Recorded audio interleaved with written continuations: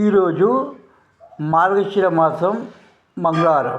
నిన్న గీతా జయంతి జరిగింది. ఇవాళ రెండవ రోజు. మన గాలిదేవుడు అంజనరాజు. అంజన్నకు ఒక చిన్న సిక్ వచ్చింది. అసలు నిన్న గీతా జయంతి రోజున చెప్పిన ఈ సుమ్నాకర పరబ్రహ్మ జోకులు సరిగ్గా అర్థం కాలేదు. ఎందుకంటే మనసే కోతి, ఎంత చెప్పు కానీ గాలిదేవుని మనసు కోతి. మేము మొదటి నుంచి గాలిదేవుడు ఉండగా అంజన్న గింజన్న మాకు బాగు.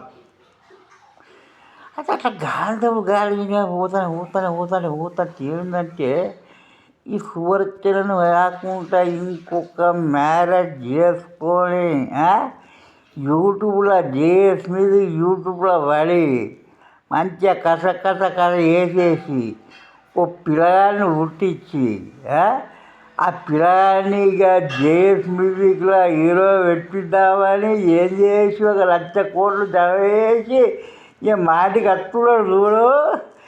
సావిరంగా పిల్లలతో ఈ సువర్చలను బదిలేసుడు. మన ఇంకొక పిల్లలు మ్యారేజ్ చేసుకునే వెంటనే ఒక కొడుకు ఉంటే పుడతాడు, హీరో చేస్తాడు. ఇక హీరో చేస్తాడు 1,00,000 కోట్లు. ఈ దొంగ సంపాది ఎత్తుడు దగ్గర ఎత్తైనా ఇక నిన్న మనం అనుకూలంగా శ్రీకృష్ణ పరిస్థితుల అంజన కొడుకునే హీరో పెట్టుకుందాం అనుకుంటాం. మరి ఎట్లా చేస్తారో చూద్దాం. పొద్దున పూట మరి బ్రహ్మవాకు ఎట్లా అవుతుందో చూద్దాం. మనసే ఉంటుంది సార్.